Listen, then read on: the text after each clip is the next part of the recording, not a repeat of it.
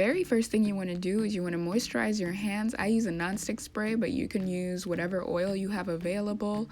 And then cut your plantain in half and chop off the ends. And then use a knife to just start peeling away. You might need to stop and reapply some more oil. If you don't use the oil, the sap will get onto your hands and this black sticky gunk, and you won't be able to wash it off easily. So use the damn oil. Before you put it in the saucepan, cut it into smaller pieces, and you'll see that I did that step later on. I appreciate you guys taking the time to watch this, by the way. Getting the base right is so crucial for the flavor. Like, if you don't get any other step right, get this one right. For my base, I used onions, garlic, jalapeno pepper, and regular pepper. And I just sauteed that for a few minutes until it was brown. Then I added just a whole tomato. And then I added my spices, cumin, paprika, red pepper flakes,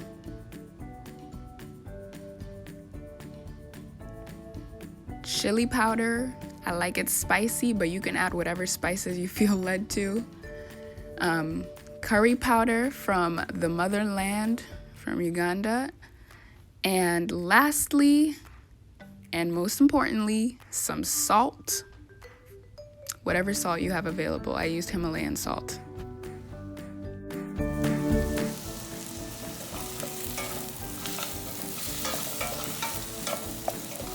After the veggies have cooked, go ahead and add your plantain. Don't mind me just making a mess. I added them off screen. It was hard to hold the camera and do that process. And then add water about halfway. Keep in mind that if you want your plantains to be softer and soupier, you're gonna need to add more water, probably like submerge it. And give that a little mix just to make sure that the soup and the veggies are kind of distributed underneath. And then you're gonna let that steam for a little bit on level medium. And now for the fun step, we're gonna make a ground nut paste. I use natural almond flour for this because that is what I had available, although that is not what is typically used. And I added water and just gave that a little mix. Now I know people make that Katogo differently, so I don't want people coming for me, but you're not doing it right, okay? This is how I like it. This is how I make it. Okay, and now we're gonna come back to the plantains. Look at how juicy that looks. And you'll know that they're kind of cooked because they'll turn a more yellowy color. These are not fully cooked. And then go ahead and add your paste.